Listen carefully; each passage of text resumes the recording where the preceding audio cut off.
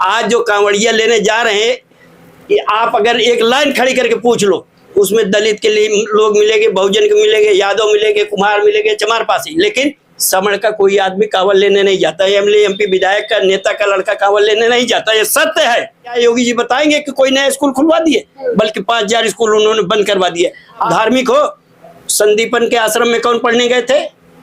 भगवान कृष्ण गए थे। वशिष्ठ के आश्रम में कौन पढ़ने गए थे? भगवान श्री राम गए थे। ये पढ़ने शिक्षा करने गए थे, धर्म ग्रहण करने नहीं गए थे। अगर आपके पास शिक्षा होगी तभी आप धर्म ग्रहण कर सकेंगे। अगर आप शिक्षित नहीं होंगे तो रामायण कैसे पढ़ेंगे, हनुमान चालीसा कैसे पढ़ेंगे?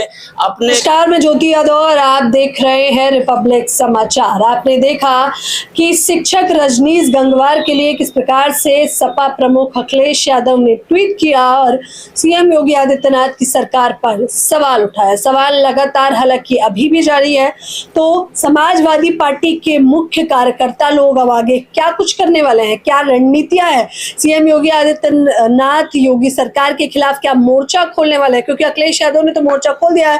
तो हम सीधे बात करना चाहेंगे नोएडा के सपा सचिव फूलचंद यादव इस वक्त हमारे साथ मौजूद है। बताइए, पूरा मोर्चा खोल दिया आप लोगों ने, क्या करेंगे आप? मोर्चा खोलना स्वाभाविक है, हर आदमी की नैतिक जिम्मेदारी है।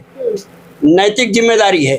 कथानक व्याकरण समझे तो सुरभित छंद हो जाए, हमारे देश में फिर से मधुर मकरंद हो जाए। मेरे मालिक मेरे भगवान, मेरे मालिक मेरे भगवान, ये बंदा चाहता है तुमसे युवा पीढ़ी संभल करके अखिलेश यादव हो जाए।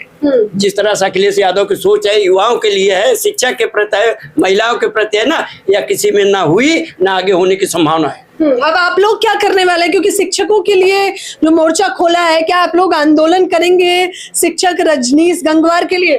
क्या सरकार जवाब दे सकती है? बड़े बड़े मेले कुंभ का आयोजन होता है, खर्चे होते हैं, ठीक है, उसके बावजूद कांवड़ यात्रा पे खर्चे होते हैं। स्कूल पे टीचरों के खर्चे नहीं है, लेकिन बीजेपी के चुनाव प्रचार के लिए खर्चे होते हैं।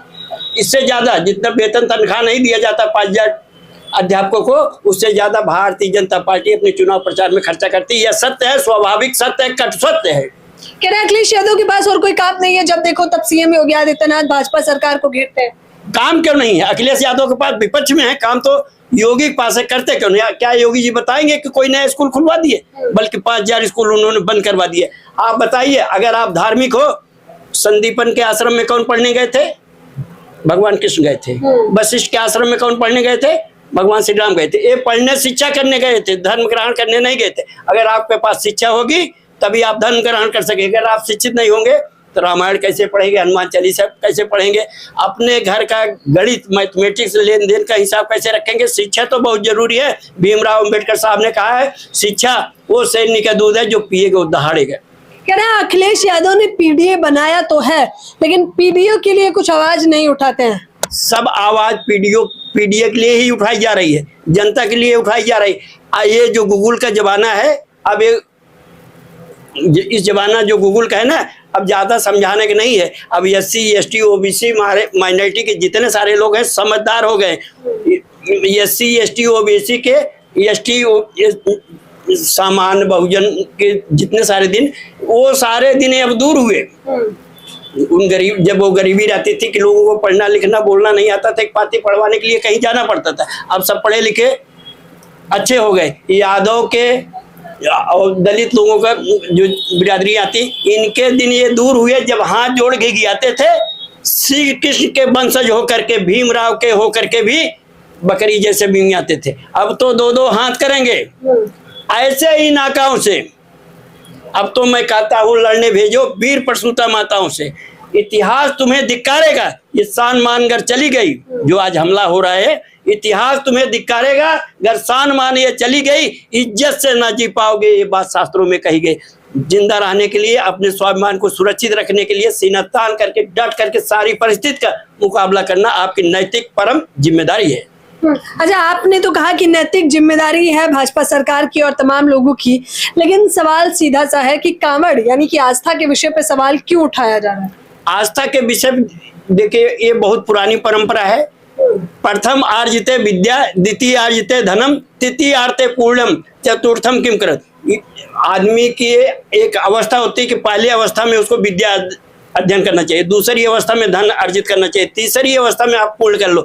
आज जो कांवड़िया लेने जा रहे हैं, ये आप अगर एक लाइन खड़ी करके पूछ लो, उसमें दलित के लिए लोग मिलेंगे, बहुजन के मिलेंगे, यादव मिलेंगे, कुमार मिलेंगे, चमार पासी, लेकिन समण का कोई आदमी कांवड़ लेने नहीं जाता। एमएलए एमपी विधायक का नेता का लड़का कांवड़ लेने नहीं जाता, ये सत्य है। ठीक है, ये पिछड़ी, अगर आप माइक लगा के आप कांवड़ यात्री से पूछ लीजिए नाम क्या है भैया, फला पाल, फला यादव, फला हरिजन, कांवड़ लेने जा रहे हैं। अगर आज यही पढ़ लिख लिए होते तो आस्था होता। आप सोचो, जब रावण शक्तिशाली था और उसके अंदर धर्म था, तो हिमालय जैसे पहाड़ को उठा लिया था। जब उसके अंदर अहंकार आ गया,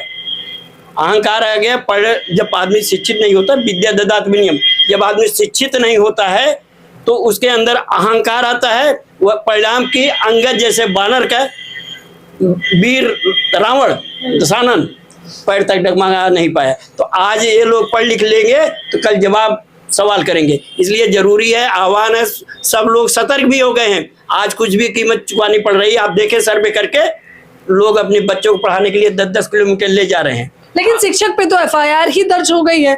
योगी आदित्यनाथ की सरकार ने तो पूरा एफआईआर दर्ज करवा दी। रजनीश गंगवार ने जो कहा है यथार्थ और सत्य है।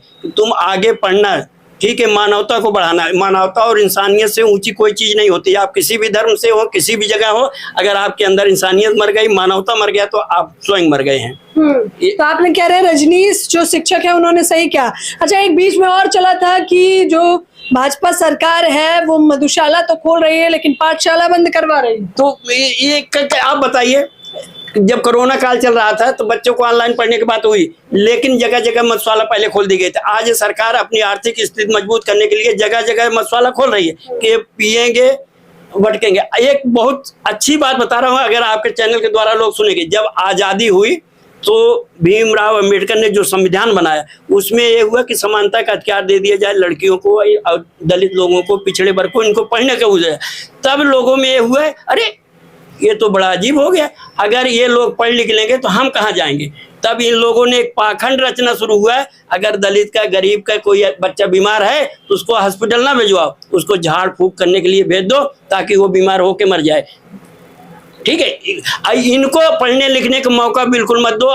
पाखंड और अंधविश्वास में झोंक दो कि इनके बच्चे बसंत पंचमी मनाएंगे, नवरात्रि मनाएंगे, कावड़ मनाएंगे, इसी में भटके रहेंगे। जब ये हाई स्कूल इंटर नहीं कर पाएंगे तो ग्रेजुएशन नहीं कर पाएंगे। ठीक है, ये षड्यंत्र है। अच्छा, क्या अखिलेश यादव 27 की तैयारी कर रहे हैं, क्या लगता है आपको? 27 की तैयारी हो चुकी है। अंदर अंदर जो है टिकट वितरण भी चल रहा है, कौन कहाँ लगे, मीटिंगें चल रही है।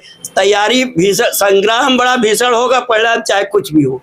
संग्राम बड़ा भीषण होगा, परिणाम चाहे कुछ भी हो। फूलचंद यादव से खास बातचीत की है हमने, जो कि लगातार बता रहे हैं समाजवादी पार्टी इस बार एकजुट है और बड़ा संग्राम करने वाली है, और इस प्रकार से शिक्षक गंगवार के समर्थन में भी उतरी हुई है। आप लोग मुझे अपनी प्रतिक्रिया जरूर दें। शिक्षक ने जो भी कहा कि तुम कांवड़ लेने मत जाना, ज्ञान का दीप जलाना, कितना सही है कितना गलत, बतौर जनता आप लोग निर्धारित करिए। कैमरामैन नावेद के साथ ज्योति यादव, रिपब्लिक समाचार।